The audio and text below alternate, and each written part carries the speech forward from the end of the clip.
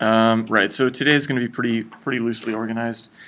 We're going to spend, the only sort of thing that I have left is just kind of bonus material. Essentially, it's just how to use the Spring MVC stuff that we've been using so far to implement RESTful web services in Java. If you've, I know a couple of you guys have used JAX-RS before. So we can definitely see some similarities there in how it's implemented. It's like it's basically like you change the name of the annotation and it's JAX-RS, or you change the name of the annotation and it's Spring. So it ends up being very similar. Spring has its own set of annotations. It's its own distinct set. I mean, other than separate set of annotations or separate set of APIs, do you know any extra features it provides? That Spring provides? Compared to JS? Not really. I mean, because JAX-RS also has exception mappers, right? Yeah. Spring has JAX-RS has exception mappers. Content negotiation is all annotation driven, right? The only thing that the only major difference that I'm aware of is something that's not actually in the current standard yet. It's going to be in the JAX-RS 2.0 standard. Is an additional set of annotations and utilities for building links for the HateOS principle. Yeah. Right, because building links, everybody always has to do that by hand. It's kind of a pain, and there's also always the choice between whether basically structural links versus navigational links. So structural links meaning just expanding details into a structure that you're already looking at, into like a resource. For example, let's say I've got my contact list here, right? My contact list view, our HTML view, is just a list of names.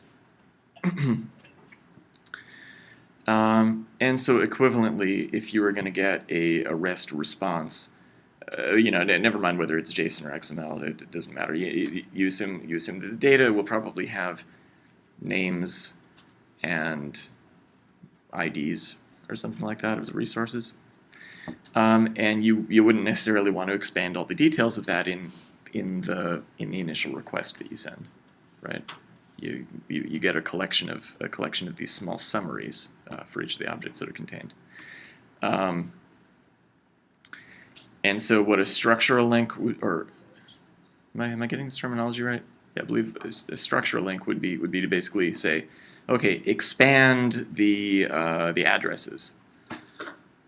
Or expand the company offices or something like that for those entities that are companies. Just as an example, right? Whereas a transitional transitional link is the term, right? Is it navigational or transitional? I think it's a transitional link, meaning you're transitioning state. So it's all about state transition, right? A transitional link would be something like, okay, given this resource, what are the next set of things that you might be interested in doing? For example, you're looking at a contact, so I would expect that there will be some links for, a link for edit and add and remove, or a link back to the collection that it was a member of, or so something like that, right? And that's, if I'm remembering my terminology correctly, I believe it's structural versus transitional links. So JAX-RS 2.0 provides some nice facilities for assembling those in a totally annotation-driven way. Do you know if they use Atom? The serialization format is not really specified. What they do. For transitional links in particular? No, generally for links. So I'm just going to say for transitional links in particular, they provide a nice mechanism for populating link headers.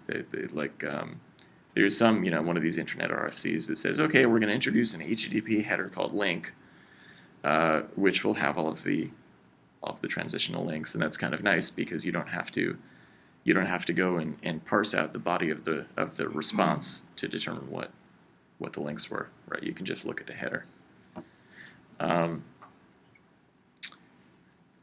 So that's helpful, and then there's also some stuff for just links in general that you would put into the body. Anyway, that's not available in JAX-RS 1.0, and to my knowledge, it's not. There isn't anything like that available in Spring either.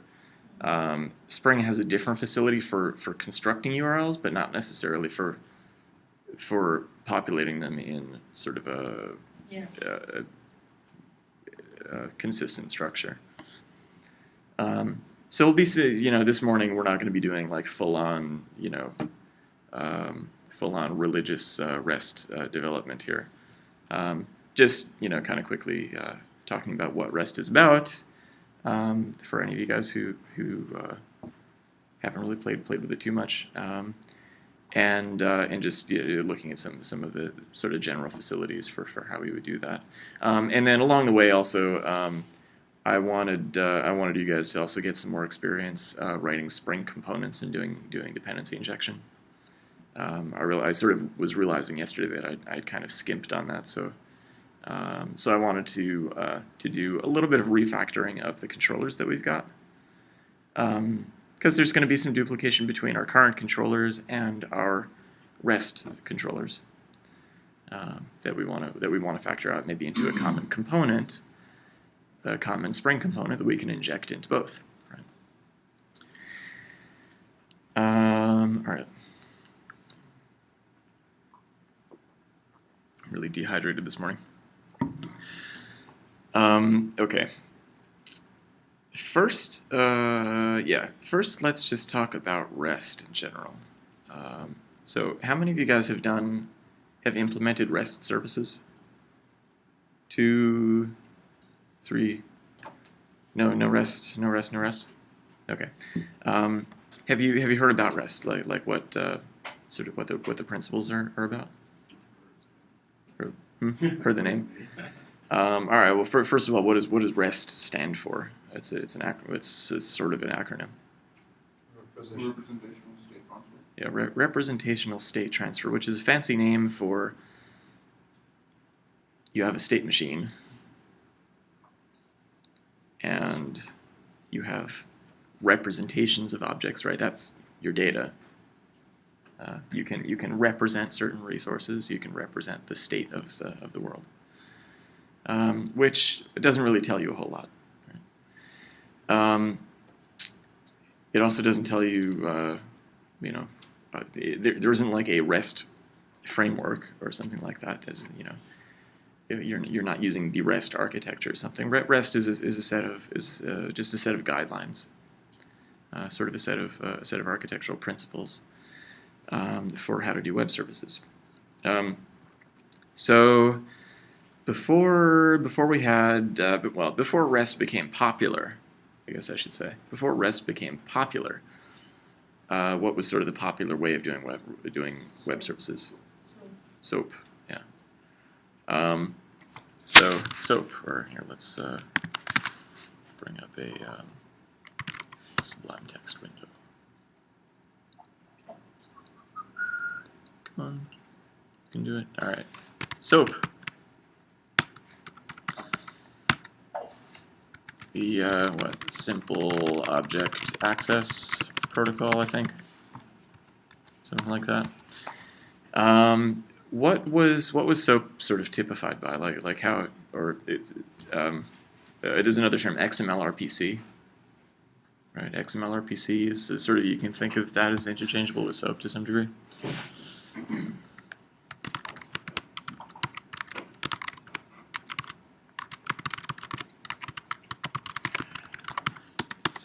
So, I mean, what's remote procedure calling? What does that mean? First of all, Calling an object function on a different machine, possibly. Yeah, exactly. Like, say, I've got some API, contact.setName string name, something like like that, right? So I've got some API, right? And this is a standard Java API of some sort, right? This is plain old Java. But we want to be able to invoke this method from somewhere else. So RPC was a big thing in the 90s. It was a really big thing in the 90s. So we had Corba and we had DCOM and we had all these technologies that that let you basically sort of have these what we used to call proxies and stubs. So you would have a proxy contact object on the client side, and its implementation of set name would do some network stuff, and then on the server side you would have like a contact stub whose set name would just receive the call and then delegate it to the actual contact object. So this was, I mean, everybody was very enamored of the object-oriented programming paradigm at that time, and so we wanted everything to just look like objects, which I guess is sort of the same argument that we've made with Hibernate. We want everything to just be methods on objects, which is all well and good, I suppose. I don't know. But when you come down to the actual implementation details, and you want to use, basically, we're trying to use HTTP as our tunneling mechanism for these remote procedure calls, right? And XML as the data exchange. So you end up with these big XML packets, which end up being more like parcels or duffel bags of XML information that indicate what the object we're invoking, basically what the receiver of the call is, so what the object, the name of the function, what parameter arguments and whatever. So you get this big blob of XML, which corresponds to some schema, right? That you send across the wire, and you do it via post. You always post to a REST endpoint. All right. So first of all, in SOAP or XML-RPC or some mechanism like this, how many URLs are there typically? Like how many endpoints do you usually end up working with in a SOAP service?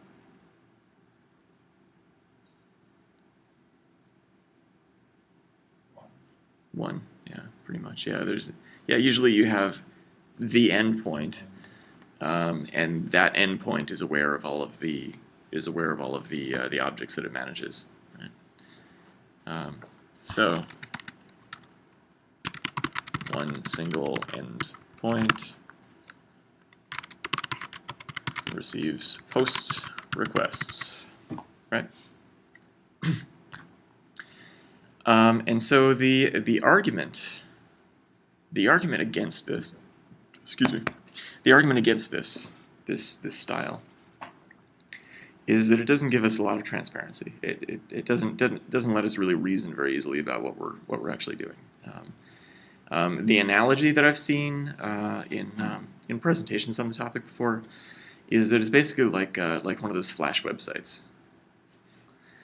Like, you go to the website for a restaurant or something, and you want to, so you Google for the restaurant, and you want to find like their business hours, and you want to see their menu or something like that.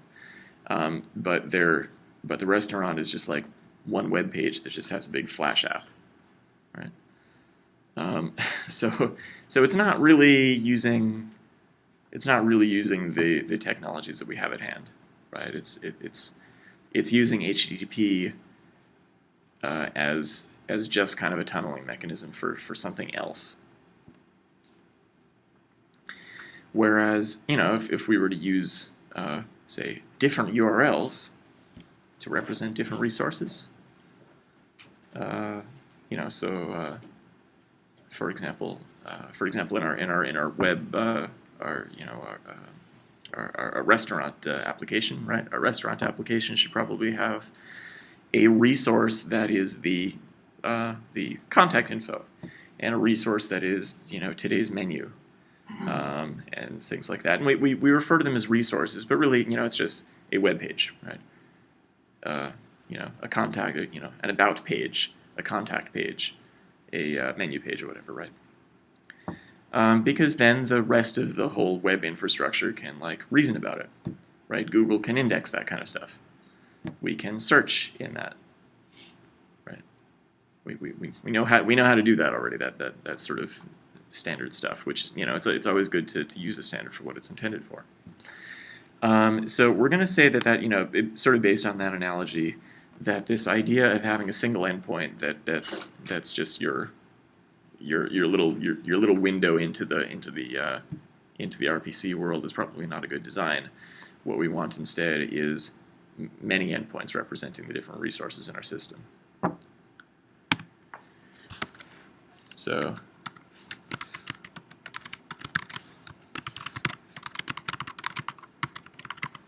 and we don't even call them endpoints, we call them resources.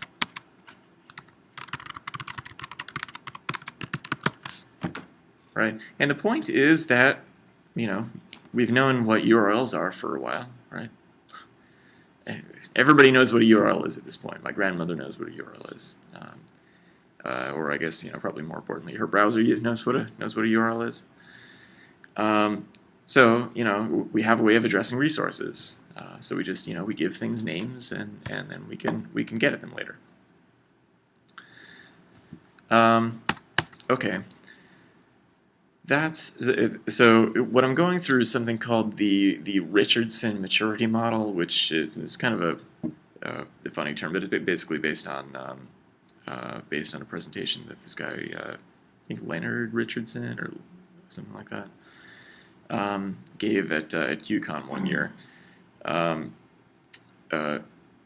argument was that there's sort of, you start at level 0, which is the what he referred to as the swamp of plain old XML, which he's referring to SOAP, right? So that's REST level 0, right? REST level 1 would be, okay, we've got multiple resources, but that's still not good enough, because the thing that we want to get to next is a place where again, our network infrastructure can do some interesting things with our requests, like cache the responses, for example. Right? If you issue a post, is it ever reasonable to cache the response of a post? Basically, no, right? And I mean, typically the response body of a post should be empty. It should you should get like a 3.0 whatever, or 2.0 something accepted, or some HTTP status code like that that's just a message that said, okay, your post worked, which caching that wouldn't even do anything for you, right? So post isn't always the right thing, right? Right. We can't have our caching proxies, for example, can't work. Like let's say we're trying to build out a web service that services millions and millions of requests per day or per hour even, right? Many requests, and those requests are all posts. Even though the parameters that come into those requests may by and large be the same. Let's say I'm requesting the same object over and over again. I'm requesting information about the same resource over and over again, and the state of that resource hasn't changed. Nevertheless, because it's a post, I can't cache the response, which adds additional network bandwidth load. It's additional load on the server, of course, because it has to service the request in full each time. And also from sort of a debuggability standpoint, like in a post request, you don't necessarily know if something has changed, right? Because a post, the idea of an HTTP post says, hey, I'm probably going to be changing some state on the server, or right? So the next time I issue, a similar request, it's going to have, it's going to be invalidated by that point. And that's again, sort of the fundamental reason why you can't cache. So what we really want is to be able to use the full range of HTTP verbs, these methods, right? Get, it's a big one, right? Get, post, put, delete, right? And just with those four, like get, post, put, and delete, you can basically implement CRUD operations. You can treat your REST service as is sort of analogous to like a database of some sort, right? So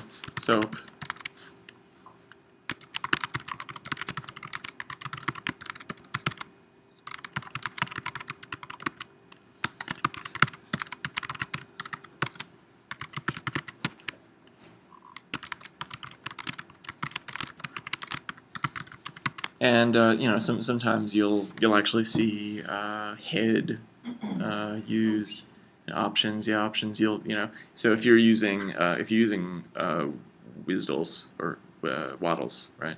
If you're using waddles, you expect your options request to give you a waddle schema back about the service, right? So you get some metadata. It's kind of like introspection. And so let's talk about these methods real briefly, right? Get. What do I generally know about a get request? Get to a resource.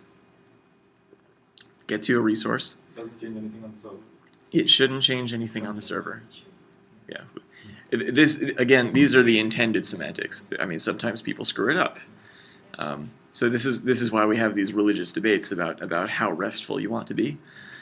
But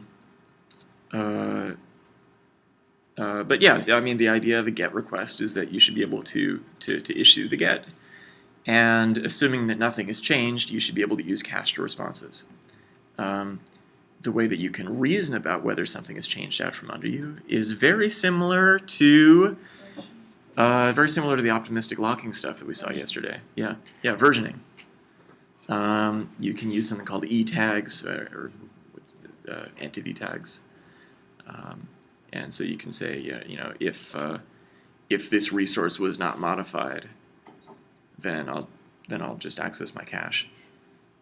Otherwise, I need to reissue the GET in full. So you can really optimize around the notion of a GET.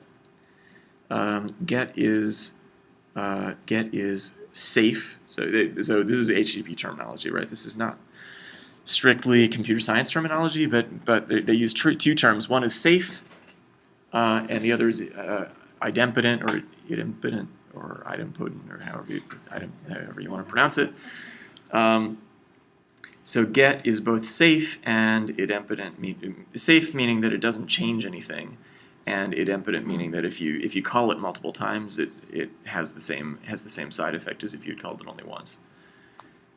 Which, you know, in the case of GET, this side effect should be nothing.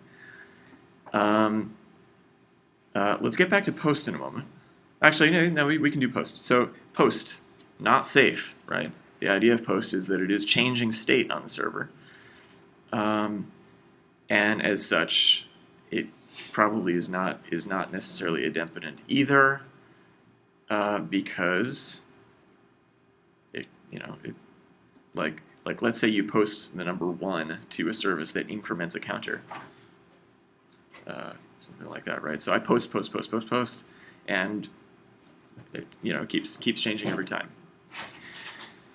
Put, on the other hand, is, I guess, sort of in between get and post.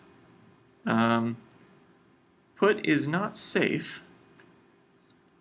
Not safe because it's going to put something on the server. But it's kind of like, I guess in an analogy to our Hibernate stuff that we've been doing so far, put is kind of like save. You would give put some sort of an entity. If it exists in the system already, it just updates that entity. If it doesn't exist in the system already, it adds it, right? And then, so if you put the same thing multiple times, what should it do? Yeah, nothing. It should have the same effect as if you'd put it once, right? Yeah. You say safe but not idempotent. Safe and idempotent? No, not safe. Not safe, yeah. Not safe, but But idempotent, yeah. Right. And then delete, very similar, right? Delete is obviously changing the state of, something on the server, right? If we delete some resource, then it's not going to be there the next time, so that's a change of state. But if we try to delete it twice, then that really, in terms of the side effect that delete has, the state change that delete has, well, it doesn't have anything more to delete once it's done at once. So delete is idempotent as well, right? So we can, again, anything that's idempotent, we can sort of reason about and be able to cache some amount of information there, right? So this is something that really sucks about SOAP is that we're using the HTTP method that we can reason the least about. Right? We want to be able to use our get, our put, and our delete because we can optimize based on the constraints that those things have. Right? Get has the constraint that it's not going to do anything, and so that gives us a lot of leverage. Okay, so that's very cool. This is basically like saying we should use HTTP the way it was intended, right? Which, I mean, really is, if you're signing up for my REST services class, like, this is one of the big things that I end up talking about is just, REST services, just a fancy name for using HTTP the way it was meant to be. You can do this in any language you want, right? I mean, I'm going to be teaching a class on Java Web Services, but it's not important. Java's, like, far from the best language you could do this in. As a matter of fact, the best thing that I've seen so far is a framework for Erlang called Web Machine, which makes implementation of REST services really nice. But that means that you have to know Erlang, which is sort of a problem for most people. All right. Anyway, so this gets us to Richardson's maturity model level 2. If we have not just many resources, but also many methods. Question. Mm-hmm. Have you seen REST web service implementation without using HTTP protocol? No, I never have.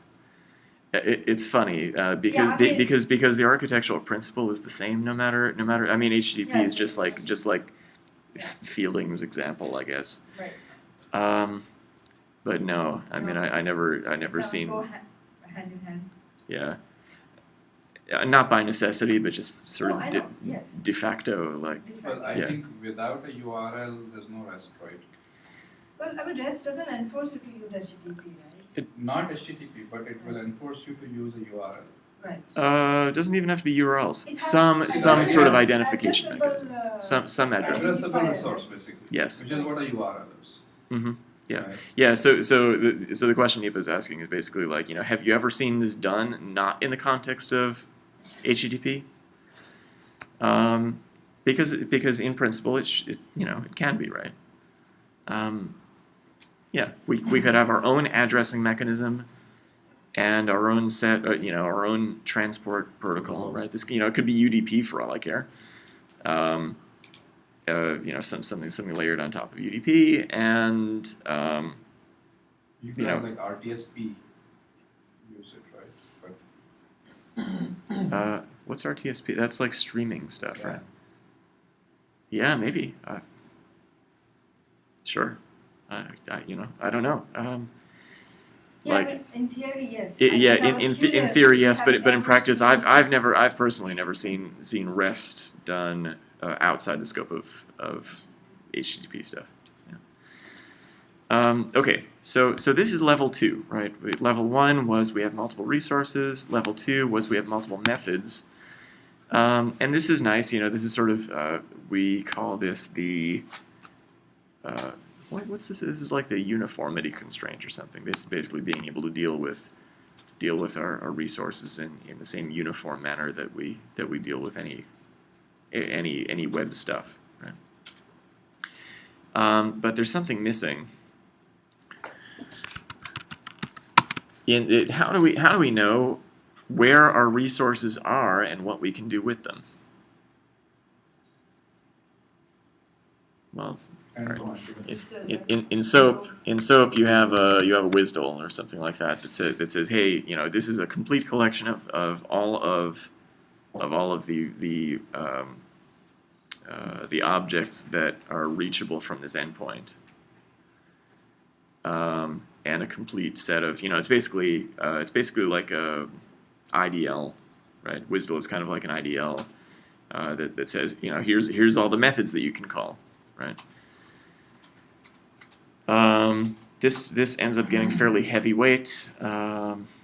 It's somewhat inflexible, and REST has sort of a different idea, which again, different people have, and this is where we get into real debates. I think probably you like your schemas. I think schemas are not necessarily a bad thing. However, or especially schemas for the shape of a given resource, like I want to know what fields that resource is going to have when I get it back. Like how do I parse that thing, right? So okay, I mean that's one thing, but the general idea on again, just taking the web as a whole, the greater internets, as our model, as our example for how to build these things. How do we find stuff? Well, all right, Google is the way that we find stuff, right? So Google is the way that we might discover things. But then once you've gone to Google, you've done your search. What do you do from there? Navigate APIs. Yeah, you navigate through links, right? So any given resource that you might be looking at is going to have a way of getting to some subsequent resources, either resources that are logically contained as sub-resources within it, or resources that are in some other way related, right? So REST links, right? And that's this principle, which has a really awkward name, pronounced Hadous or Hadous, depending on, but the full form is hypermedia as the engine of application state. Yeah, hypermedia is the engine of application state. Right. So when you're working with, we've been thinking about our applications, right? Our software programs as a collection of objects on which you can invoke methods. But that's only one way of modeling software, right? You can model software as a state machine. You can model software as a set of interconnected data and a state machine over that data, right? And the data changes or whatever, but basically we're saying that the way that we model our applications here is that we have interconnected resources, and at any given point, the resource that you're looking at will tell you what things are reasonable to do from there. We talked a little bit earlier about this example where if you're looking at a company, what might be the links that you would expect to see in that company resource?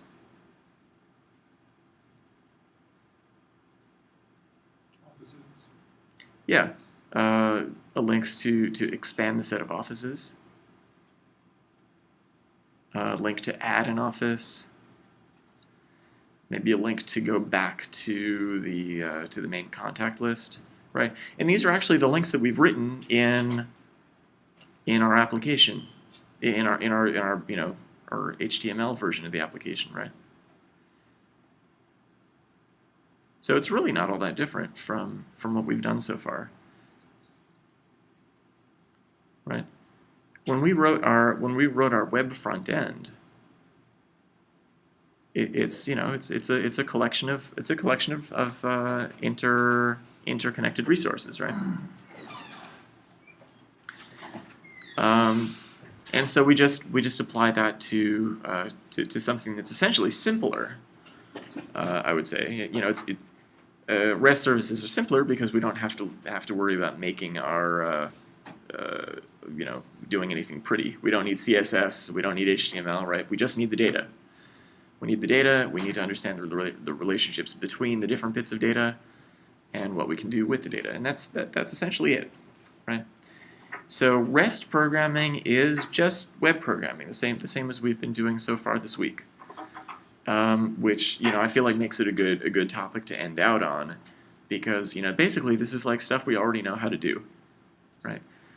We already know how to construct these objects and which things make sense to interrelate.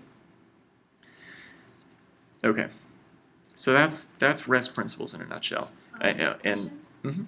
So, I mean, I know this paper is it's kind of part of REST thingy, but it's not like one of the core principles of REST. It is the core principle of It is REST. the core principle? It is the core principle of REST. Really?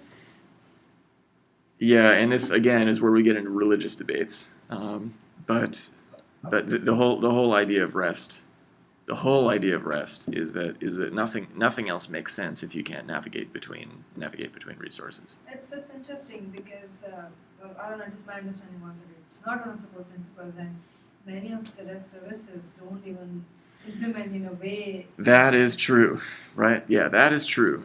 So with a little bit more background on these religious debates, I suppose, you'll see some people that argue that what they're doing is called pragmatic REST, which is basically like our Richardson maturity model level 2, right? So we have a bunch of resources, we can get post, put, and delete, you know, maybe some other stuff, right? So we're doing better than we were, right? This is much better than SOAP. But you still need some sort of a predefined schema. Not just a schema for the content of the responses, but I mean an overall schema for which methods are present in the system. The schemas would also tell you the supported methods. Yeah, so we need a priori knowledge, like a waddle, for example. You would need a waddle that says here's all the resources. What's a waddle and how is it different from listed? Very similar. Yeah, very similar. What's the difference between the two? Waddle is, well, so you understand that there's different programming models between SOAP and REST, right? So a waddle is more concerned just about saying, you know, here's the different URLs of these resources, right? In a WSDL, you don't have different resources or different URLs, right? In a WSDL, you just say here's all our methods. In a waddle, you say here's all the URLs. Here's the HTTP methods that are supported. Here's the parameter types that are accepted, and some of them might be path parameters, right? So we'll look at path parameters when we start getting into implementing these things. It's analogous for the REST world. So is it fair to say either you have HOS or you have waddle, published? yeah. And I mean sometimes you see both. Sure, but I guess at least one of them is a must. Yeah, you have to have at least one. I would expect that. Yeah, you have to have at least one of them. So waddle would be an alternative to this HOS? Right. Yes. Right. And yeah, so for example, widely used waddle? Somewhat. I think that the thing I've seen most widely used is just somebody will write some developer documentation. So for example, like if you look at Twitter's REST API, you know, again, the religious REST fanatics would say that Twitter's REST API is not REST because it's not HOS. Twitter's REST API is just published, you know, like they have some web pages on their developer site that says, hey, here's how to use our API. They provide sort of some sort of get link where you go and kind of figure out. It's some sort of documentation, right? Yeah, it's just documentation. Pure documentation. It's developer docs, exactly. Right. Whereas with HateOS, the idea is that you don't need developer docs to discover resources. You might need some developer docs to understand the content that's coming back in those resources, right? So, for example, I access the contact list resource, and what do I get? You know, I still need, like, my client still needs to know that that thing is a list of contacts and how to parse out the JSON to the XML, right? So we still kind of need that. That's still kind of important, but we're dealing with it on sort of a, I guess, a finer grained level. Like as long as I can say here's the content type that I'm getting back, right? You know, it'd be like application / contact list plus JSON or something like that. Then I can just document, okay, here's what that media type means, But and here's how I parse it. Even let's say if you specify that, how would you still know the exact content of that object or that resource? Well, that's so. What I'm saying is that's the thing that we need to document now. Like we always need to document something, Okay. right? Our clients I get it. like our clients can't just magically figure out how to do everything with our resources. But what we're allowing clients to do with HateOS is not worry about discovery or not worrying about having to know where the resources are up front. We allow them to discover the resources because and this is important for flexibility. I've actually, you know, I've seen this written as, you know, hypermedia as the enabler for client flexibility. As, you know, just sort of a play on this term, right? The engine of application state, okay, whatever. The point is that if we want to change our URLs at some point, that our clients don't have those URLs hard-coded, right? We just discover them as we're navigating. But it's interesting. I mean, most of the client side, they seem to be hard coding the URLs, and sort of, you know, that's how you provide alternate. Yeah. links and whatnot. Yeah. So. Yeah, like the typical B2B implementation does not allow for discovery and that, right? Yeah. So you know, I'm not here to preach. I actually think, you know, personally, I am a believer in this philosophy. Absolutely. So in which large-scale implementation do we have something like this? Like if you look at Facebook API or Twitter API, you know, something that's a very well-known service that actually implements something like this. That's an excellent question. I don't think that there is any large, well-known That's API what earlier that. I mentioned, right? That even though it seems like maybe one of the core principles, apparently most of the services have not implemented. Yeah. And I just wonder why. Yeah, because people think of this as being a nice to have. Yeah. This is low on people's lists. Yeah. I think it should be high on people's lists. And at smaller companies, you know, you see a lot of startups that are you know, implementing REST services because they need you to be able to connect to their thing from your iPhone and stuff like that, right? They will tend to invest the effort on a proper HateOS like interface, but yeah. Anyway, so that's a very divisive topic. So maybe like HTML5 is probably like HTML5 based applications, mobile applications would probably be the best candidates for this. Yeah, it could be. Yeah. Once everything's all hooked up and you've got like clients accessing your REST, like, you know, web server via REST, via the APIs, if they think that, you know, were set a month ago or whatever, and things change. I mean, like, are you suggesting things are like in Roy Fielding's magical world, like that it be coded? I love Roy Fielding's magical world. Yeah. Well, like, you know, in an ideal, right, like fashion, like, would you think the client would then like dynamically know that things changed, like algorithmically, and then like, you know, So the client, there's like human intervention in there somewhere, right? Like, yeah, there has to be at some point because if the protocol changes, yeah. well, it depends how much it's changed, right? If it's just that the link structure has changed, you know, assuming that we're using HateOS, right?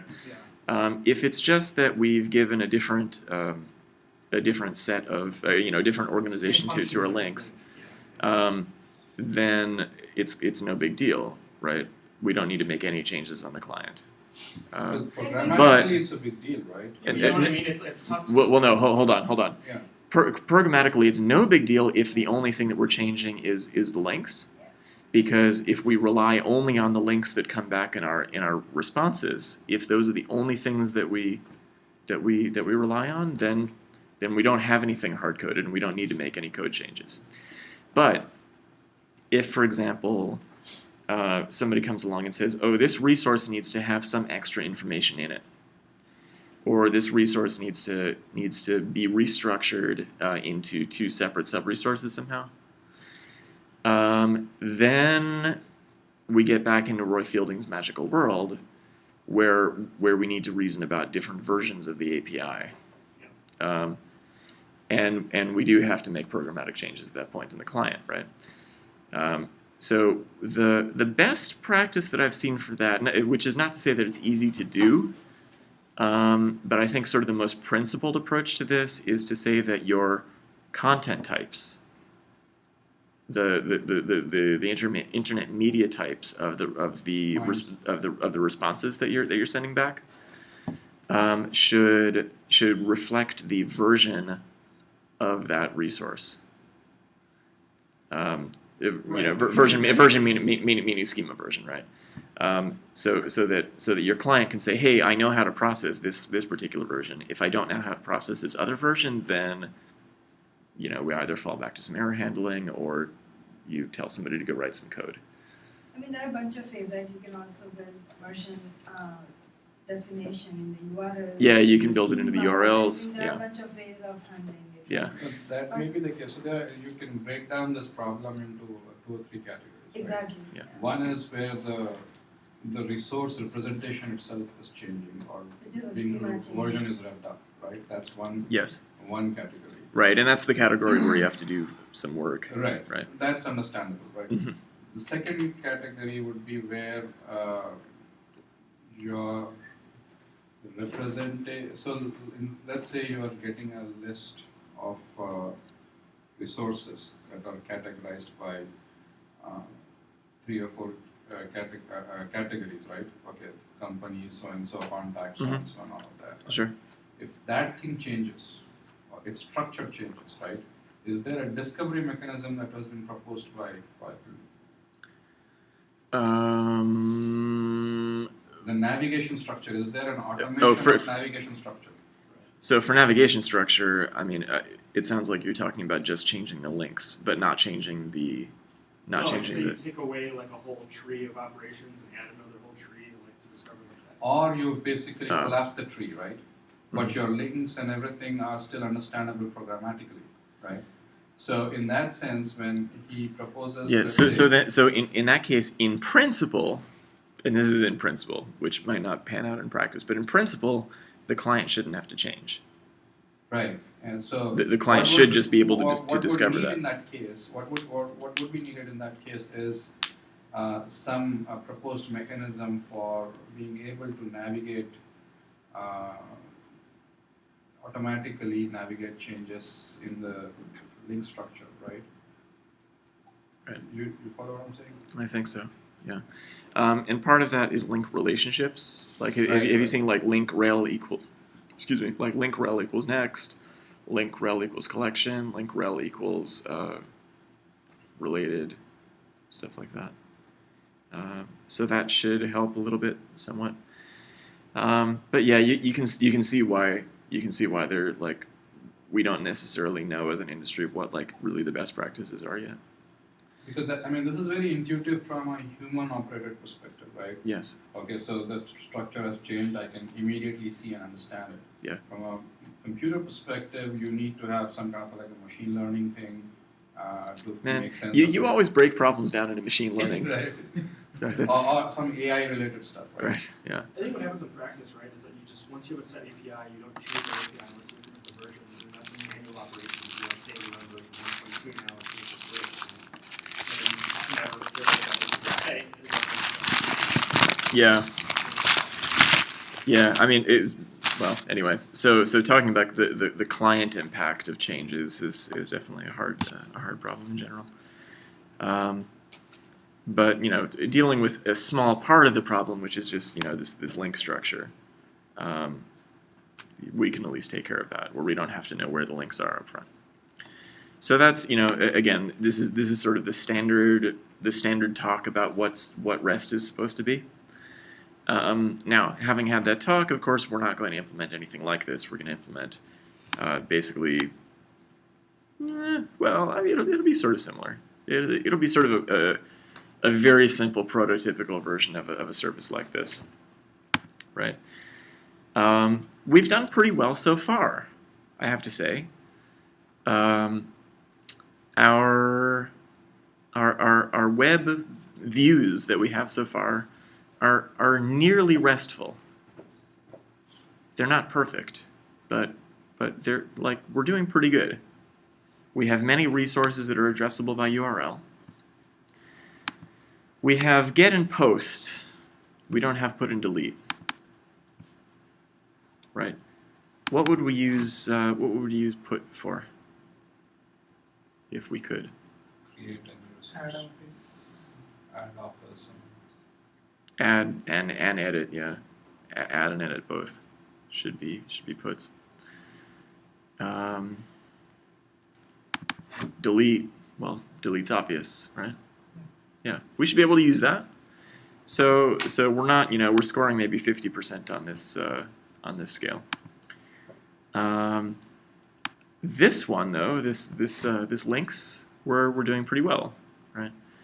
From every web page that we've implemented, we've made sure to have some set of links in that web page that say what are the next things that we could do. Question on that. Mm-hmm. So the links you're talking about is on the sort of client side of it, right? It's on the view pages basically. Mm-hmm. But let's say when we return offices or when we return company, mm-hmm. it doesn't have link or any sort of references to each other.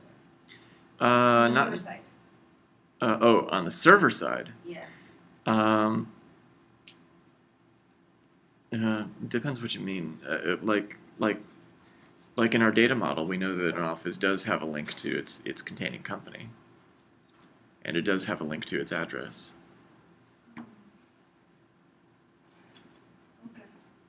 Okay. Our data model is slightly different on the server side, but you can see that I mean this REST model actually lends itself very well to database-driven development. Because by and large, your resources, your web resources, the things that have URLs, typically correspond to the entities in the database, right? Or at least to queries, standard queries, like for example, a collection of persons, for example, or a collection of contacts, corresponds to a find all query, right? So there ends up being this fairly straightforward correspondence between the two. It's not strictly one-to-one, but it's kind of almost, right? And the relationships, again talking about relationships between these things, right? Well, if it makes sense to find, if it makes sense to given a company to add an office, then it should make sense probably both on the UI side of things, or the REST interface side of things, and on the database side of things, right? Being able to navigate back to a company from an office makes sense in the UI. It also makes sense in our data model, right? So this works out to actually be fairly intuitive, fairly easy to reason about when we're programming. So that's kind of what I want to do. If you guys want to actually get back into some code, which maybe at this point in the week we can still survive some code.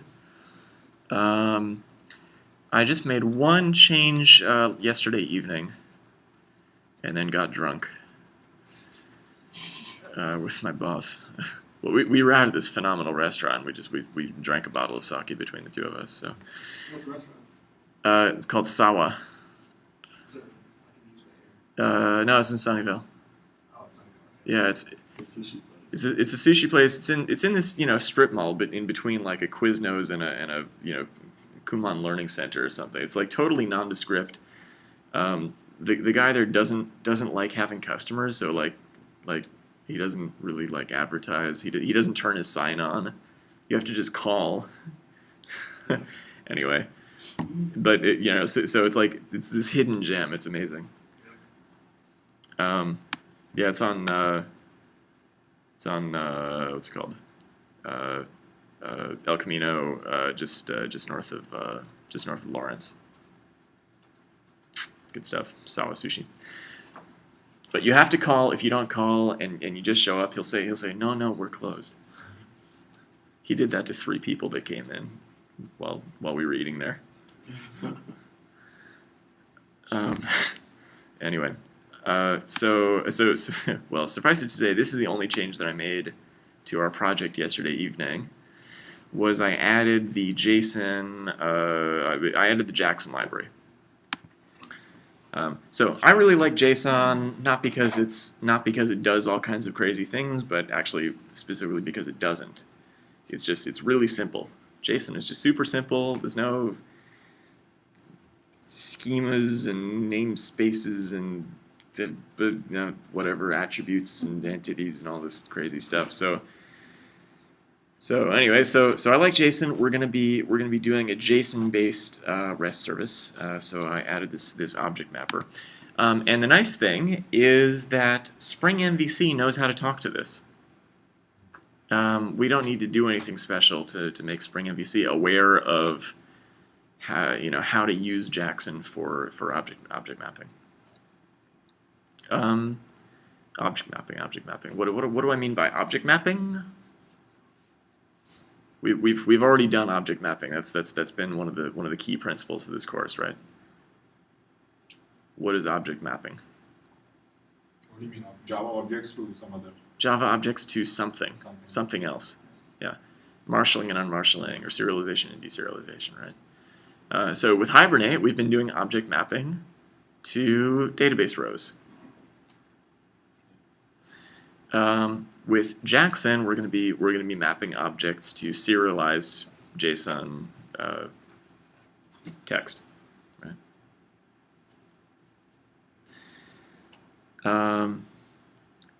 Again, this object mapping idea is kind of a nice one. It lets us work with our object-oriented structure without having to really explicitly worry about how to convert these things to JSON and back. Okay, so I'm going to show you. First of all, you guys can update your projects. This change is checked in, and I'm going to make a new. Actually, you know what? I'm not going to make a new controller. Let's just make a simple change to the contact controller. Should be easy enough. Right.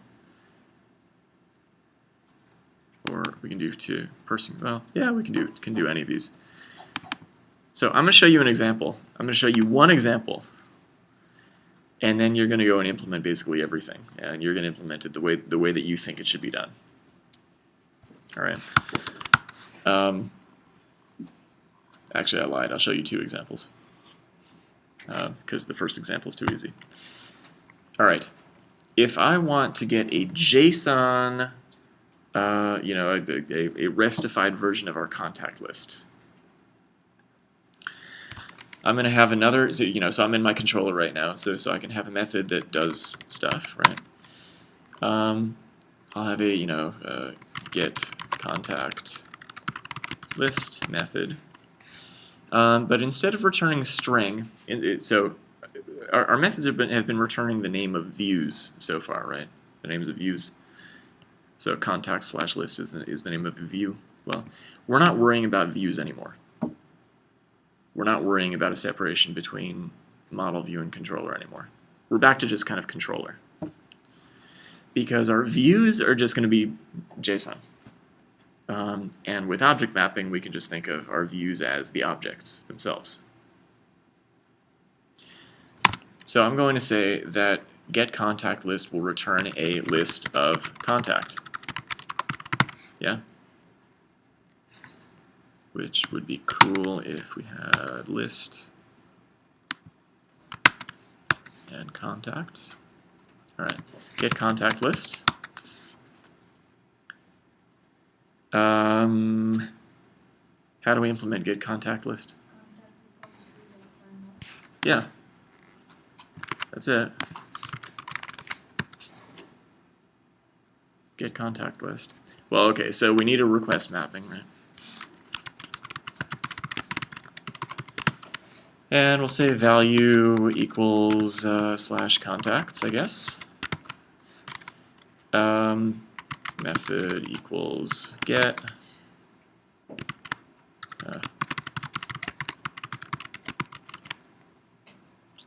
And in particular, we need to say that this is going to produce JSON. So we'll say produces. Hey, what's the error here?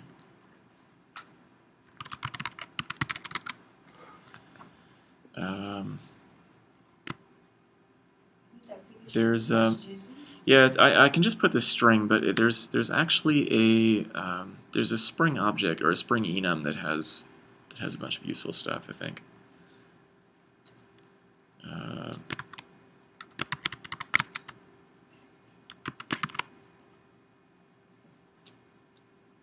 Well, we could use the JaxRS stuff, but no, we'll just keep it simple. So produces, oh my god, application JSON. All right. That's it. So I'm going to run this and demonstrate that it does actually work for some definition of work. Come on, man! I can't click on anything right now. Application JSON. Oh, did I? I'm really out of it today. How would it know which method to bulk boot? So Spring needs to figure out how to dispatch, right? So Spring is going to be looking at the accept header that we're going to send. Okay, so all right, so we're running. We've got here. Let's get this back up.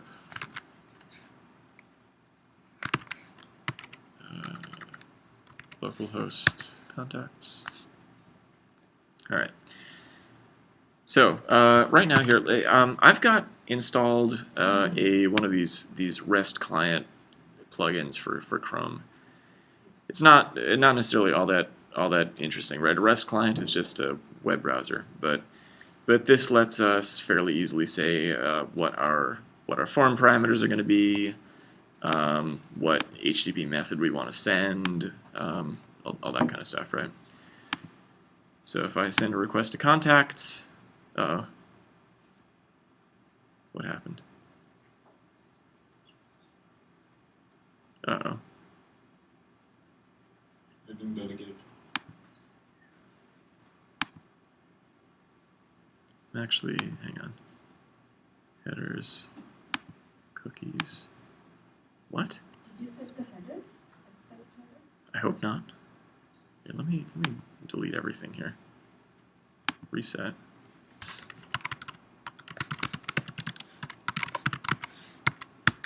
There we go. I think I forgot to do port 8080. Okay, so we got our HTML view, right? That's if I don't set the accept header.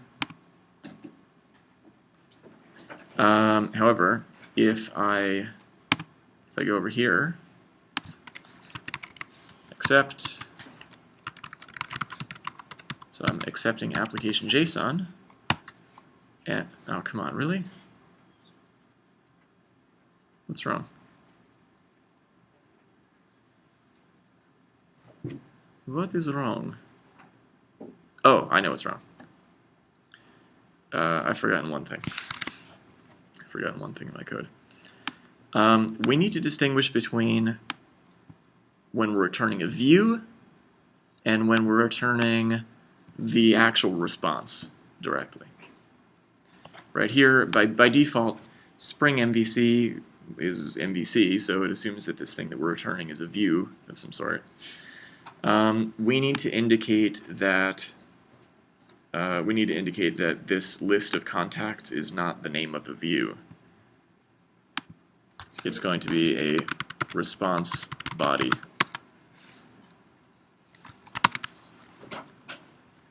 Sorry. So let's try that again.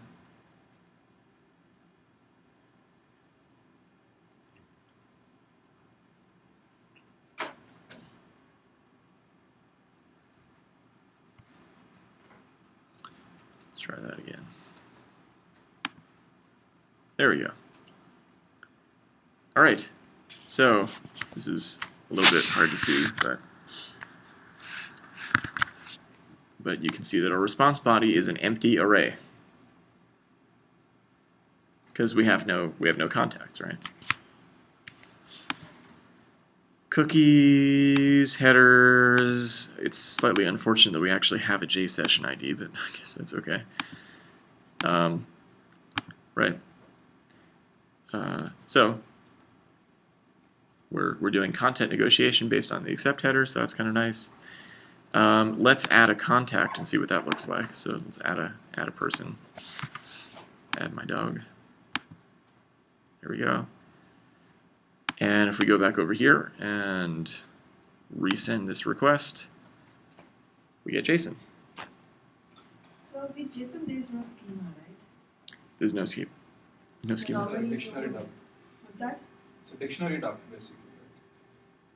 Yeah, no, so my question was, like, if you have JSON based web service, would you document You would document the like the fields of these things, right?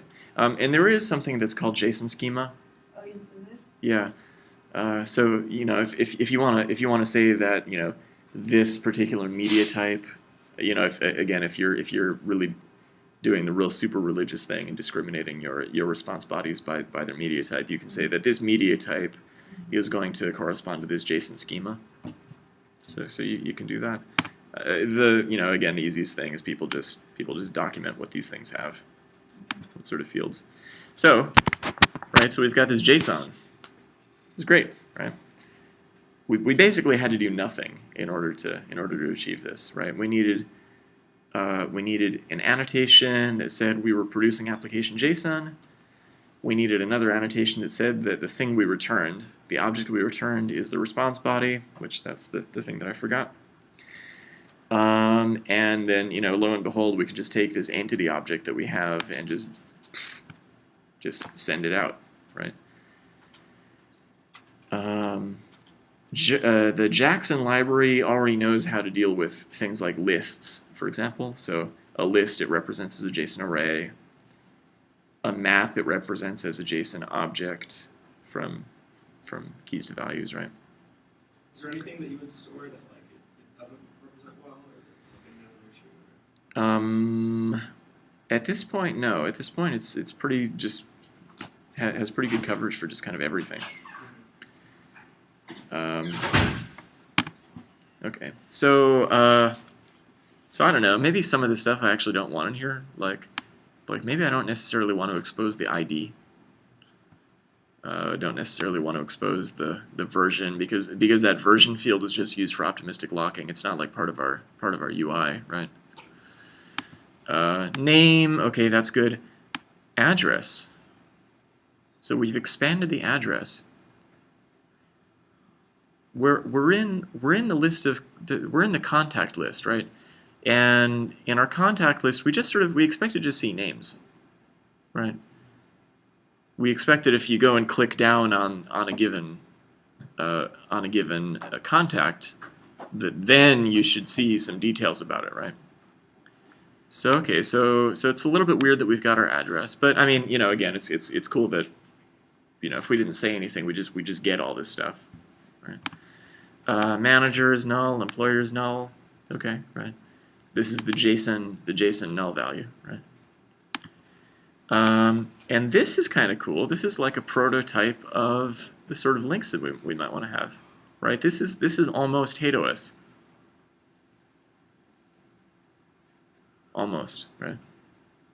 So we're actually off to a pretty good start.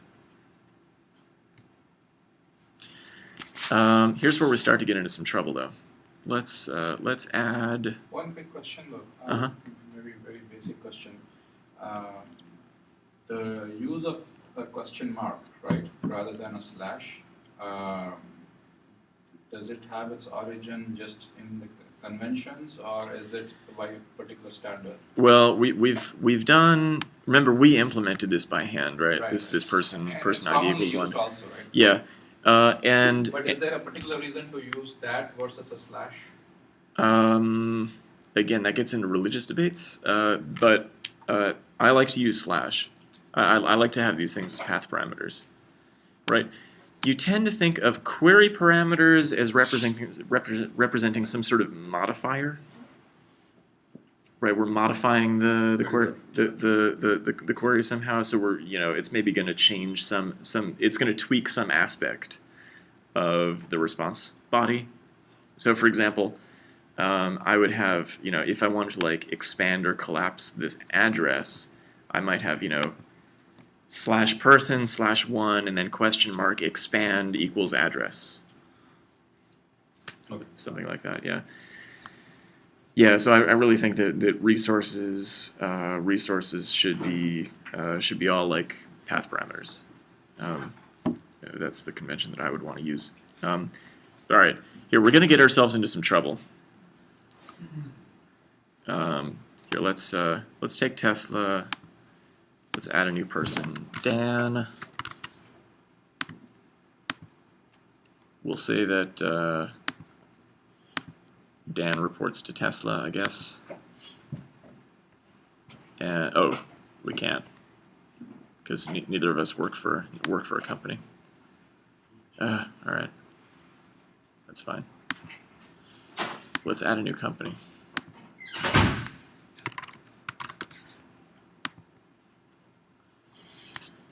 All right. What happens if we got our list now? So that seems okay. All right. So we've got 3 things in our list now. Right. We've got Tesla, we've got Dan, and we've got a company.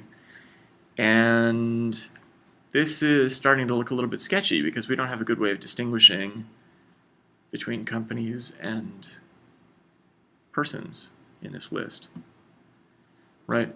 We had to, so in our database, we solved our polymorphism problem a couple of different ways, right? We could solve our polymorphism problem by having a discriminator tag in the just in the contact table. Or whatever. So we ended up dealing with that in the database one way, but we also need to kind of have some sort of a discriminator here. We need to have some tag that says, hey, this is a person and this is a company. Maybe the best discriminator would actually be just by the URL, maybe something like that. I don't know. So that's a problem. But then let's get back to a real problem. This is going to be an extremely bad problem. Let's add an office.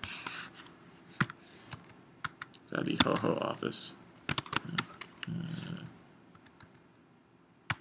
Let's add the derp office. All right. So our web service is working just fine, or our web interface, our HTML interface is working just fine. But if I go and try to submit this request now to get a list of all of our contacts, it's going to blow up.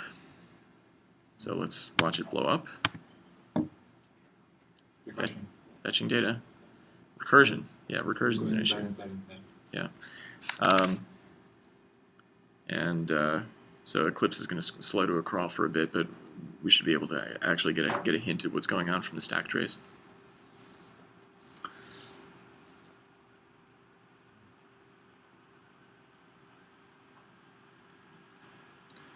Woo! You can tell something awesome is happening when my computer fan starts spinning up. Yeah, there we go. All right. So, yeah, here we go. So we get this infinite infinite stack here. We're trying to serialize, and if we were to debug into this, we would find that we're in a cycle. Specifically, an office has a reference to its company, and a company has a reference to all of its offices. So Jackson is naively trying to traverse this object structure, but it doesn't pay attention to things that it's already visited. So it's just going to keep saying, hey, I've got an office with a company, and that company has this office with a company with an office, and so on. And so that's no good, right? It's also just in terms of software design in general, we're kind of overloading these entity classes, right? These entity classes here, these company and contact, right?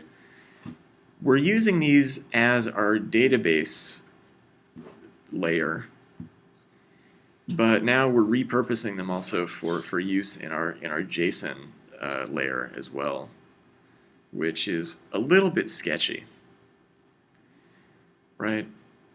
We tend to want to decouple those things. We tend to want to decouple our database from our front end services, even if some of the properties of the objects would be very similar. Like for example, this contact entity is going to be very similar to the contact representation object that I'm going to end up serving. So very similar, but still, we still want to maintain some sort of distinction. So I'm going to give you sort of a general pattern to implement. You may or may not like this pattern. It's a pattern that does involve it's a fair amount of boilerplate because it's Java. Fair amount of boilerplate, some amount of code duplication, but it does give us the control that we need. So I'm going to create a new package, and I'm going to call it com.maracana.contacts.representations. Right? These are going to be our JSON web service representations, the content of our web resources. Right? This is JSON required, or is the Jackson library? Since we're using the Jackson library, and this would happen with JaxB as well, right? No matter what we're using for object mapping, we want to have pretty strict control over what the representations of our objects are. So for example, I don't want to have a version field, right? That version field in those entities was only for internal use. It was only for that optimistic locking stuff.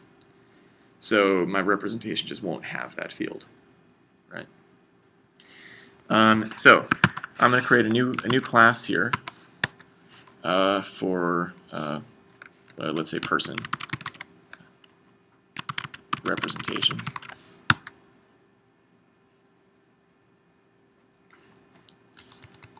A person representation is going to have what? Well, I guess probably first thing we need is an address representation, right?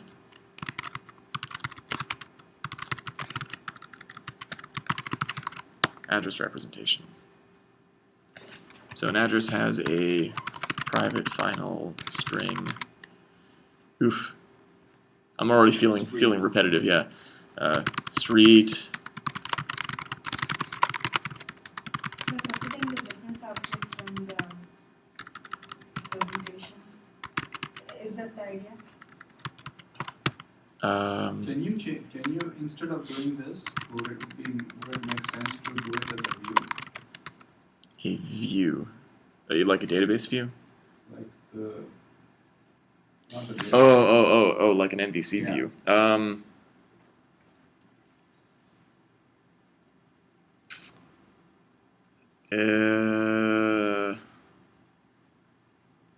I don't think you can do it that way. Why not?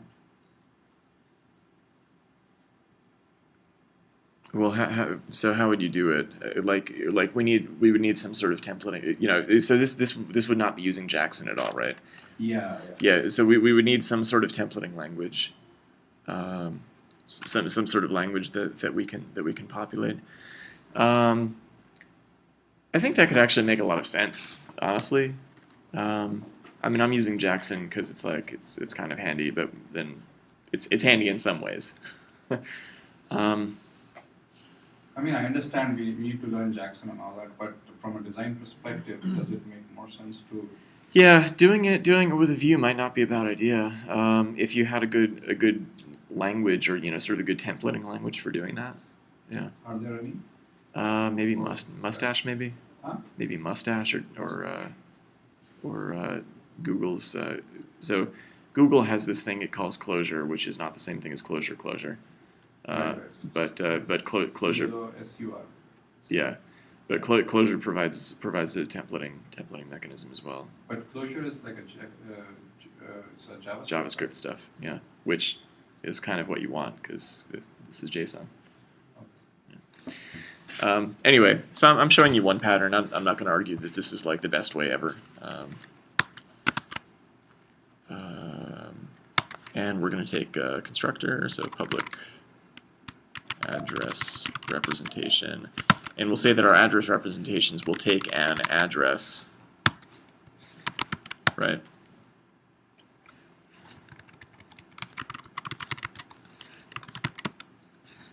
Yeah, there we go.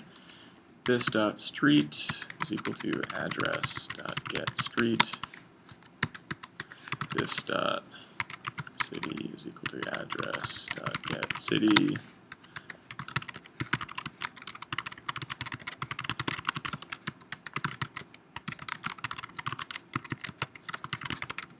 You can definitely imagine automating this, right? And this is actually all that we need. Jackson will be totally happy with just this.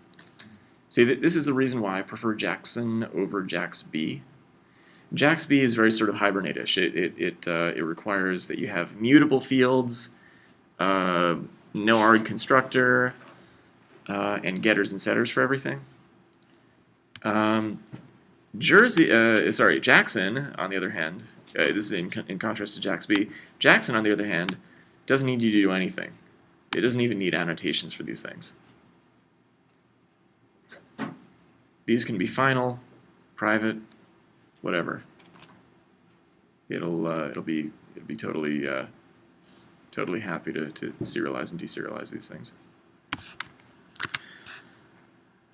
So I could even suppress warnings unused on that, but whatever. So if I've got an address representation, and I guess the other thing I need was a person representation. Person just has a name and an address, right?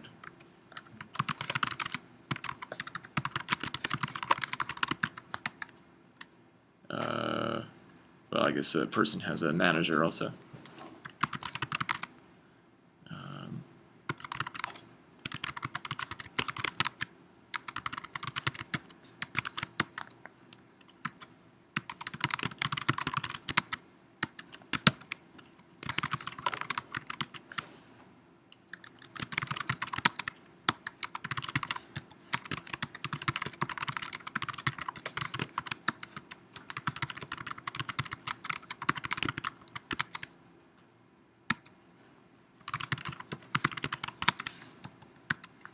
Yeah. Does that make sense?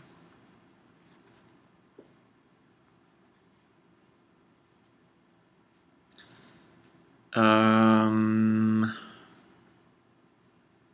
going to get into a little bit of trouble, but hopefully not too much. Let's make another controller method. I'll go into person controller right now. we'll do a get view person that will be that'll use our new things here. So request mapping value equal /person, and just because we can, let's use let's say /person ID instead of /person question mark ID equals, right? So we'll say person ID like this. And this, again, you know, if you've worked with REST-EZ or Jersey or whatever, if you've worked with JAX-RS, this is exactly the same, right? Person ID method equals, I don't even need the method technically. I'll just say produces equals application JSON.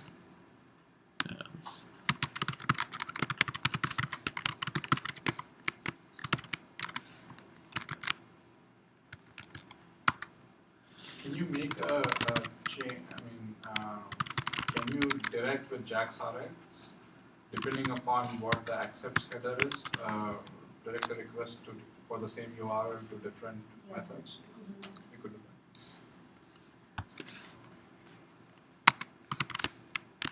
that. Many times there are web pages which support XML and JSON Yeah. code. So you become intermediate. Or Okay. it's like the same method, and it's all taken care by the JAX, PJX, Jackson, whatever. Yeah. You can same method can support depending upon. Sometimes the URL is a .json or .xml. Okay. And that's how also you can take it. All right. So this person /ID. Well, how do we get access to this path parameter? So the annotation. Yeah. So we're going to have a long ID, right? What do you suppose we would annotate it with? Request. Path path. Path variable. Right. Where is this defined this annotation? This is which package? Same as request param. It's the same. Yeah, this org Springwork web bind Spring framework web bind annotation. Right. So path variable.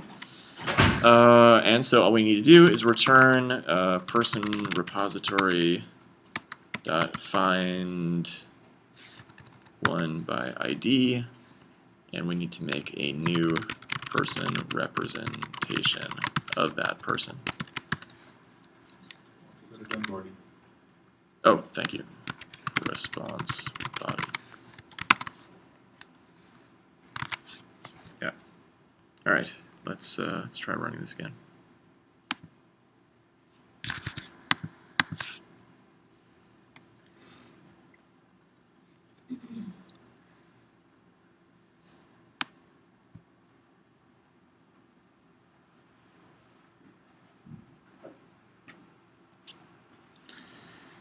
All right, so we've got contacts here. Let's go back and add a person.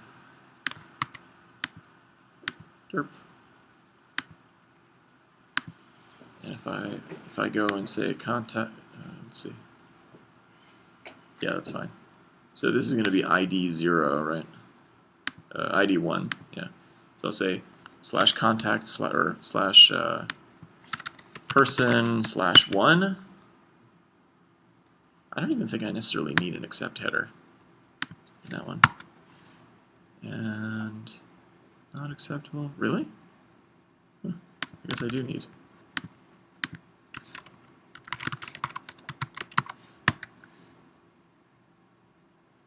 What have I done wrong?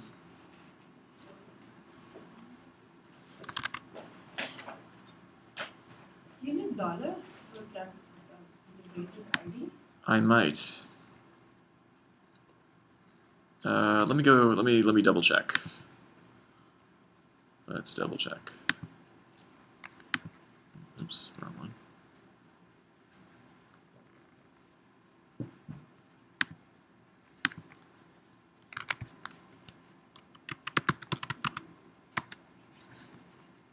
No, not dollar. Usually it's on Hmm.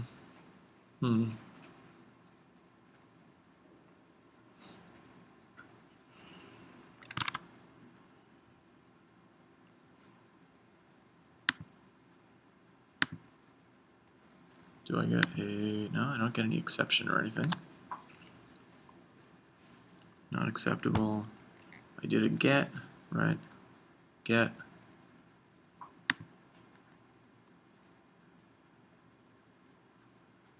Application JSON.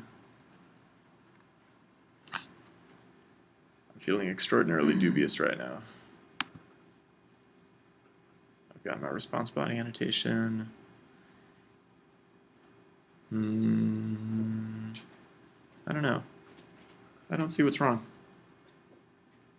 It says 406 and it says content type text HTML. I wonder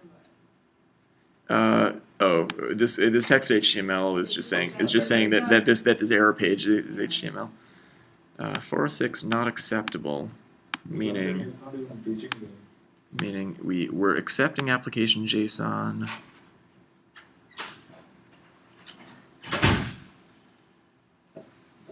I'm producing app. Did I typo it? I don't think so.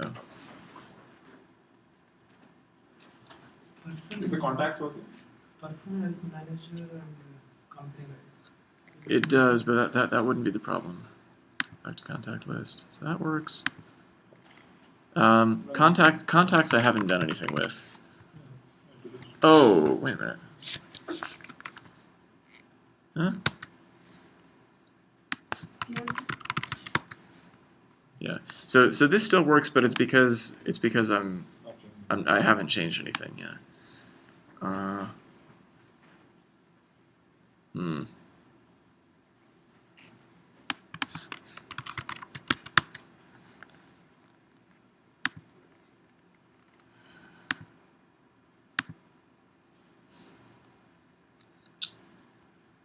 don't know why. Let's not do the path parameter thing just because, I guess.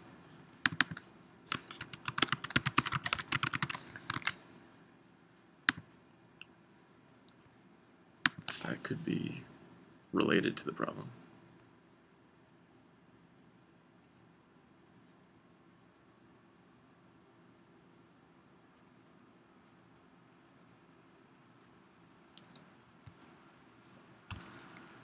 All right.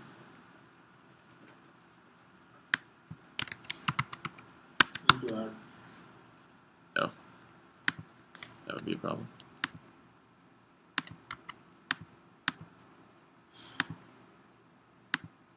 Where is the company? Where is the company? Damn it.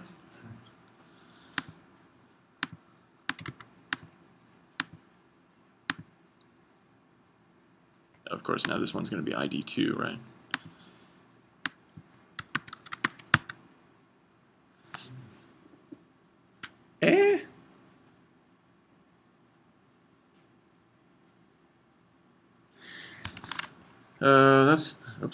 That's curious.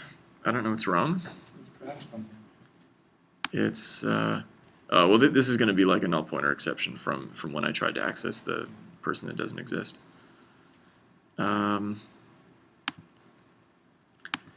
Like I don't think that we're actually getting in here. Yeah.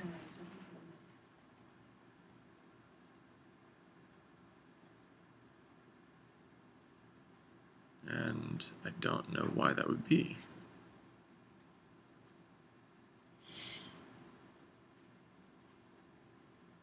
Quest mapping. Person.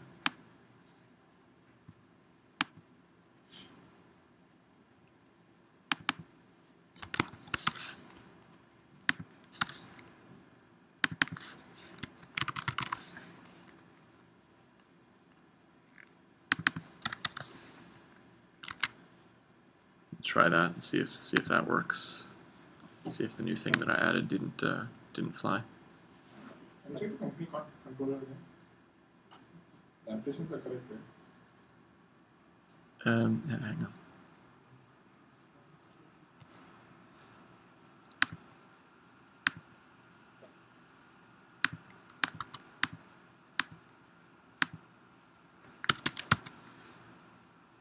Huh.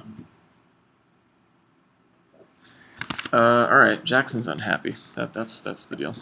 Jackson's unhappy.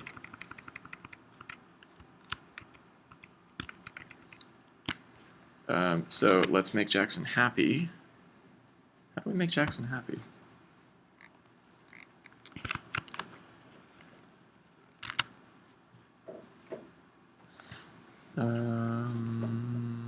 Person representation. Do you need a bit of annotation here in this class? I mean, I shouldn't need to, but I don't know. I guess let's make some. Let's make them public for fun. 'Cause that's always good.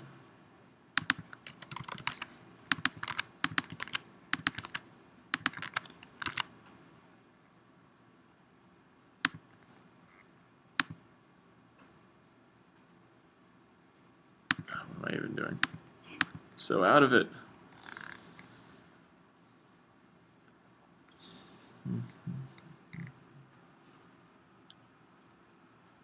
I also want to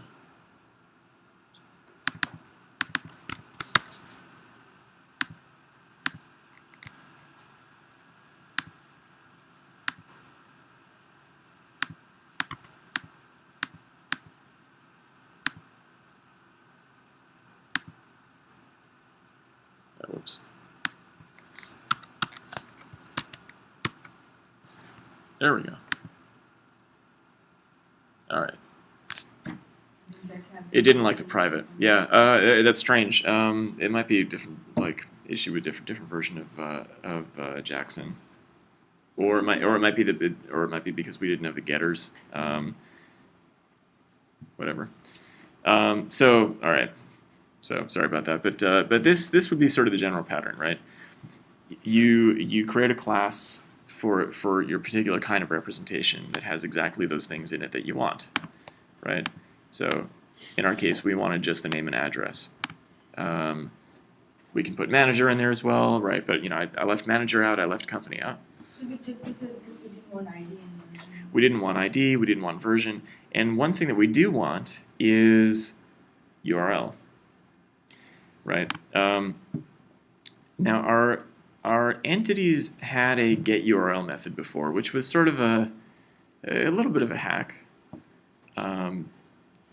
but yeah, it was a little bit weird. So what we tend to do in our representation objects, let's go to a person representation.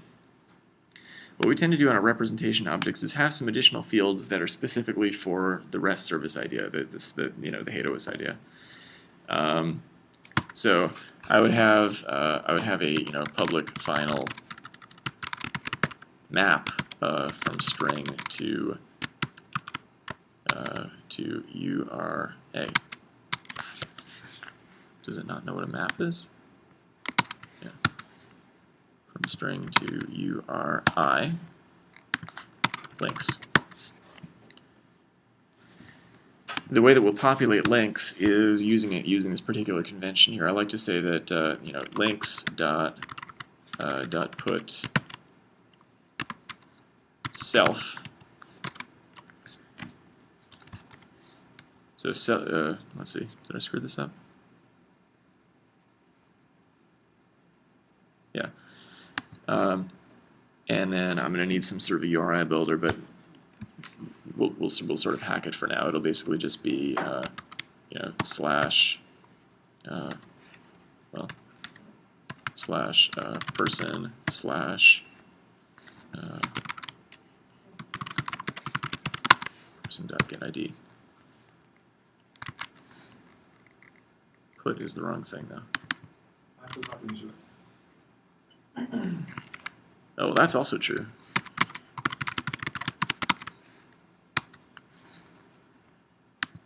It is put. What's wrong with put? Yeah. Huh? The other one is URI, not string. String. Oh. Second URL. argument. You need to make a URL. Oh, yeah. No, before that, right? Before Yeah. /person. Oh, yep, sorry. Man, I'm telling you guys, I'm like super out of it this morning.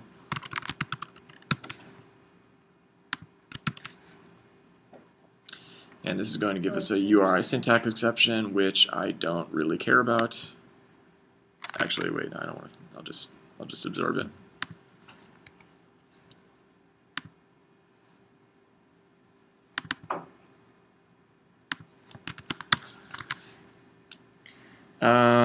So that would be one such link that you might want.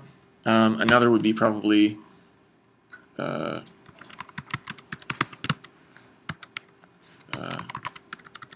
collection, right?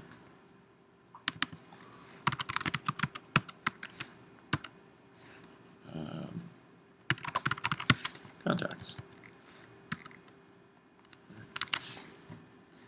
So those are some link relations there. Here, let's. I have one question.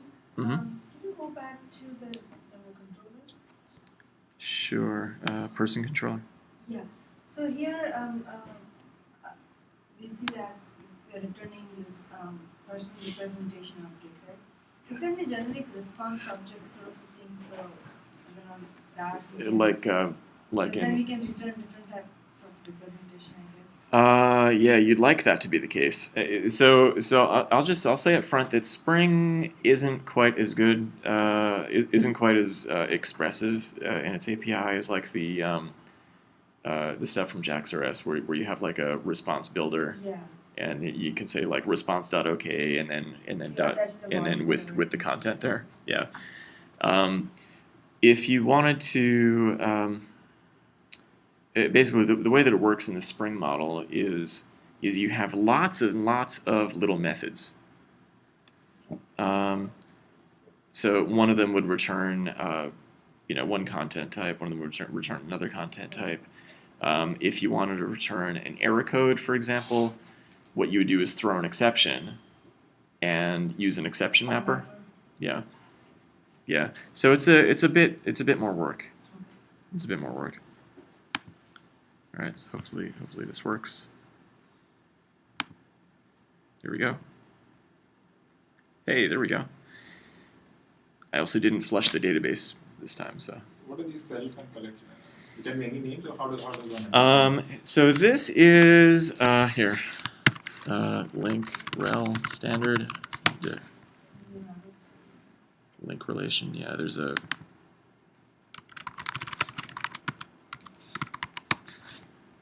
Yeah, here we go. RFC 5988. This is a fairly new proposal, but the stuff in it tends to be pretty old. So here's some hints to start with. Link relations. Link relation first, meaning the first thing in a collection. Link rel equals. Well, let's see. Self is in here somewhere. Yeah, self. Why would we ever need a self link?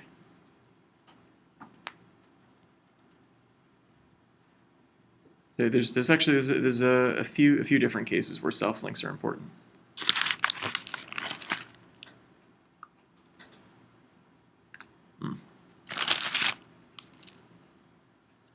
Getting back to yourself recently. Well, we're already there though. Yeah.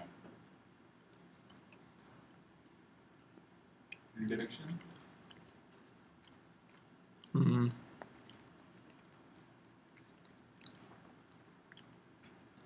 What if I wanted to edit this link, or to edit this resource? Like, let's say I've done an HTTP GET to get the contents of this resource, and now I want to edit it. So what I would need is the self link, and I would expect that I should be able to do an HTTP put to that same resource.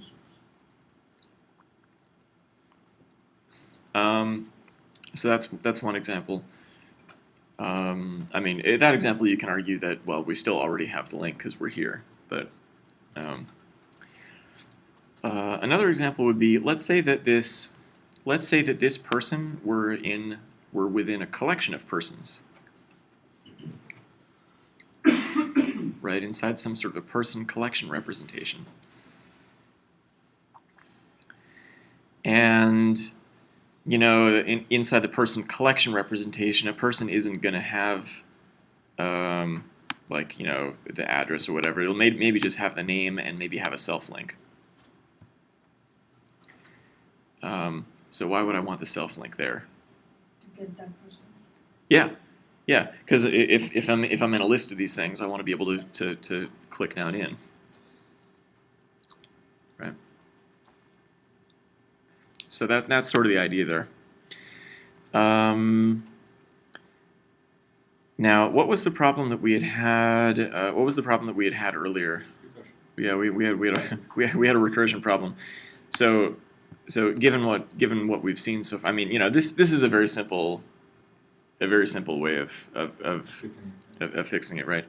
How would we use this to fix that recursion problem? Don't have it here. That object. Yeah. Just don't reference that object. Yeah. If you're in a company, if you're viewing a company, that company representation is going to contain a list of offices. But that list of offices should just be office names, right? So that'll introduce this notion of a summary representation. In other words, we have like the full version, the version where if we're looking at this thing in detail, we get all the detail.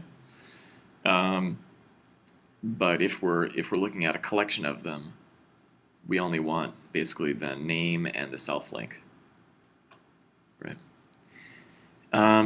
So this is basically going to be your assignment, and this isn't really, you know, probably in about 40 minutes, I'm just going to say, okay, everybody go home. There's no like planned outcome to this, but I want you to be able to play around with this. And really, like I said, all that you need is just to create some representation classes. So, you know, you'll have like a person representation and maybe like a person summary representation. Again, that just has the name and the just the name and the self link. You'll have a company representation, which has a list of offices. But that list of offices, those offices will be summaries, right? And you'll have an office summary or a company summary representation, right? Because when we're in our main contact list, we just want summaries of both persons and companies, right? So you know, I mean, it's just this is basically just Java work, right? This is just writing Java classes, which, you know, you guys all know how to do. The thing that might be interesting part of the exercise is to take, you know, to take a look at these controllers, right? I've implemented a couple methods now. One in person controller, right? This person representation get person, and one over here in the contact controller, just the get contact list. And this didn't even use representations. This just uses the entity straight up. So part of what I think that you know, basically what I'm saying is I think the fun part of the exercise is going to be to figure out how to refactor this controller stuff, because, you know, maybe we'll want some specific controllers for our web interface and then another set of controllers for our REST interface, and they should use some common Spring component, right? So I would have, you know, I think I demoed this really briefly yesterday, but I might have a class called, you know, Contact Manager.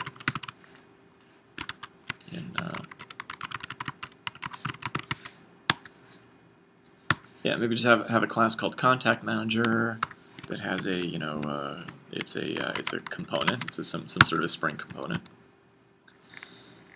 and that contact manager will be able to do everything that we need to do with companies and offices and so on, right? So this will be like our business logic class, and then our controllers will just be really thin wrappers on top of that. Anyway, that's kind of my idea. I mean, basically, I'll just sort of give you that sort of general set of ideas to. What does this component do? Add component annotation. It says that this is a Spring managed component, so I can do dependency injection into it, and in my controllers I can inject a contact manager if I need to. Exactly. Yeah. And so if I don't want a different representation class, is there a way or some annotation by which I can suppress the IDs? Yes, there is. So that's a good question. If and this is useful sometimes. If you want, for example, let's see, actually base entity, right? Base entity is where this is. If we never want to see IDs in our Jackson representations, we can see JSON ignore. And JSON ignore on the version as well. So that's another way to do it, for sure. But we still, I think we still want more controller than that. Like basically the difference between those summary representations and the full representations. I think that's going to be an important distinction. Can we use this type for the recursive problem also? Maybe. Depends how you do it. Just put this JSON ignore on the top of. Yeah. So the issue is that when you're looking at an office, you probably do want to be able to get back to its company, and so you shouldn't ignore the company in that context. Okay. Yeah, so it depends on which context you're viewing that object in, and since this is just a static annotation, it either applies fully or applies to nothing, right? So, yeah.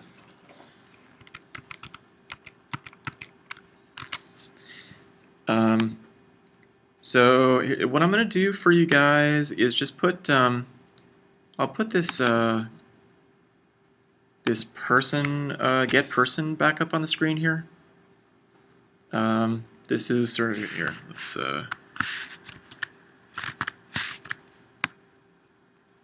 this is kind of what you'll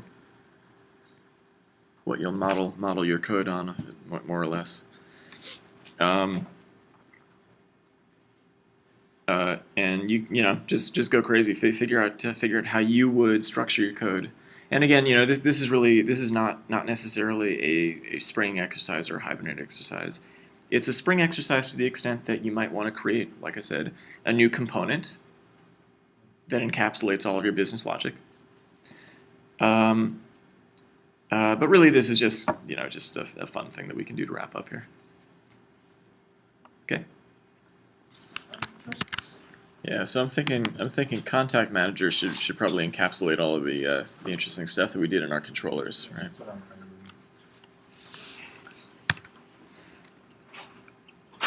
So contact manager is going to have 3, or maybe.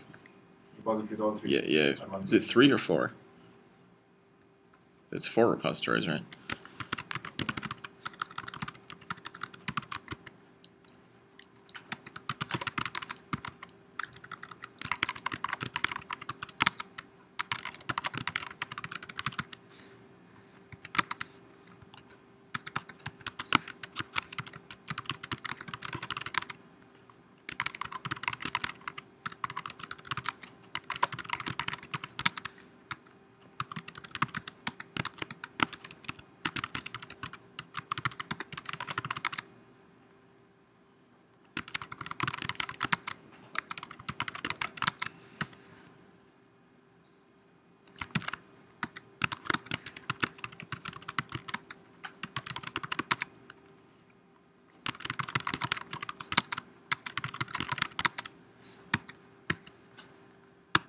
Alright, so we got some controllers. And yeah, so what's our actual business logic? get all contacts. Yeah, we need, exactly, yeah, so we need a public, List. let's see.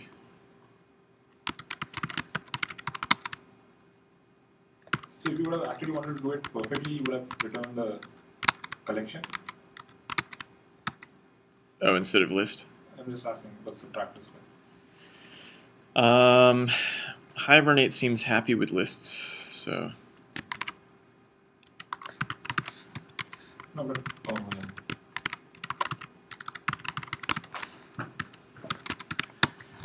I also feel like I'm doing it wrong.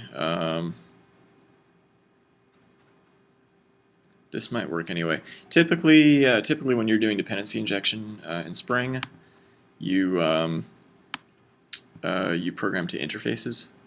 So you would have a contact manager would be an interface, and then you would have an implementation. or maybe we'll actually hook up these. Where we actually do this, This right? one. So let's actually do that. Okay.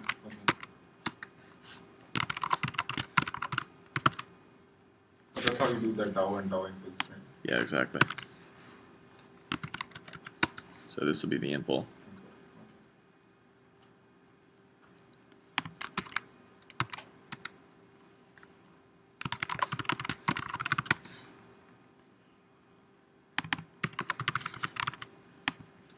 Yeah, all right. So what are the methods that it needs? It needs a public list of contacts. Wait, it's an interface. Actually, public. Whoa. Cool.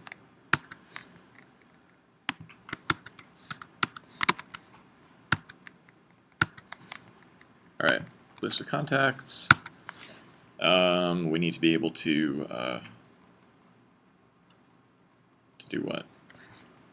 I guess we need to sort of go back to our controllers and cherry pick. This is going to be a super boring exercise. Maybe we don't need to do this here.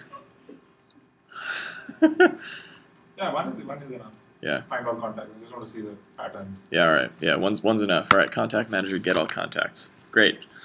Contact manager impl, list of contact, get all contacts. Yeah, all right. So we don't need these other controllers. We just need the contact controller, right? Yeah. Get all contacts.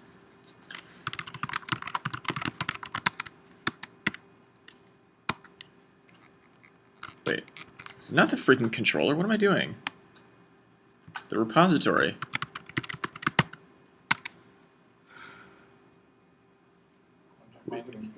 Yeah, the contact manager is going to be used by the controllers. Yeah. So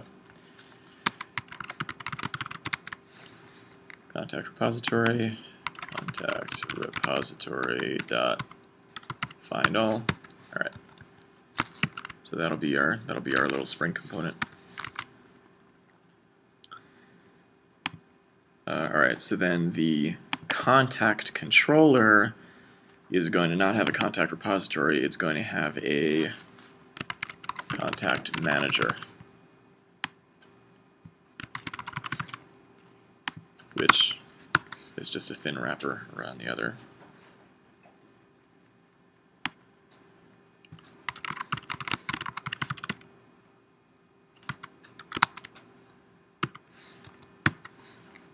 Get contacts.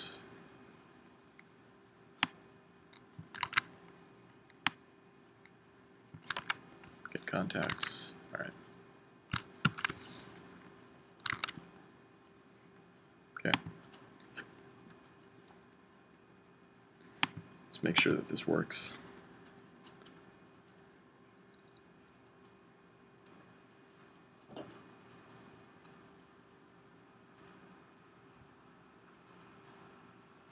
And it didn't. What's it complaining about? No matching being type contact manager found for dependency. So where is this? What are you doing with the interface? You're not specifying it in any Spring class? I'm sorry? The interface, not the input. That's going to be a problem.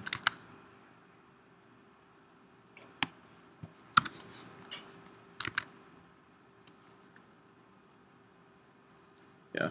So you're right. We always request some class that implements our interface, and Spring will go and look and. This auto wiring, should it be done in the interface? No. No, the interface, like the interface is just an interface. The interface just declares the methods that'll be available. This has nothing, no Spring thing in this, right? That's right. Yeah. Right. When we What are we hiding from where? Where is that abstraction bit? It's always calling the impl, right? It's always right. It's always going to call the impl, but we might have different ones, maybe. Even if we have just one, it's still nice to be able to hide. I've seen it in the DAO and DAO impl, right? They specify it in the Spring class, right? Mm-hmm. You only specify the DAO there. And the implementation, yeah, of the details there itself. Right. Here is like, no one knows about the contact manager anymore. I'm sorry? Contact manager is like no other class knows about the contact manager, right? So, well, I mean, the idea was that we were going to have the contact manager be like our whole business logic API. Right. I mean, right now it's stupid because it's just a very thin wrapper for the repository. Yeah. But yeah, I mean, the idea of this was it was going to be this whole big thing.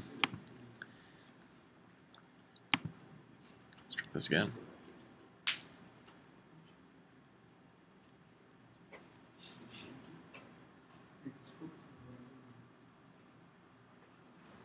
Still doesn't work.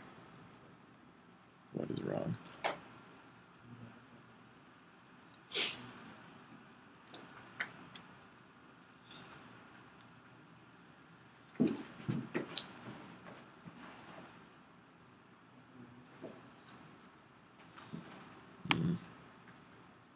Yeah, this is even better. Even better. My stuff isn't working.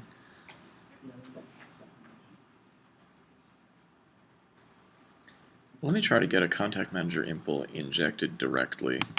That's sort of the wrong thing to do.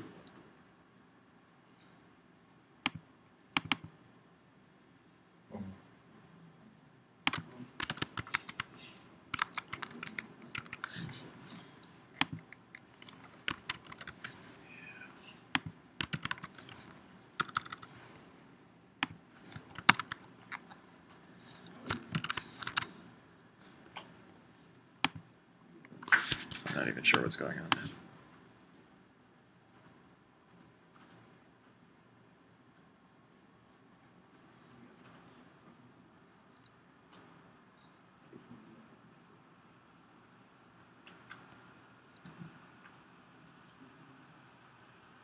Yeah, it's not happy about this.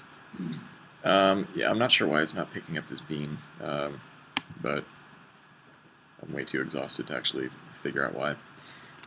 so I'm just not going to check this in. Let's stop the recording, I guess. Class is over.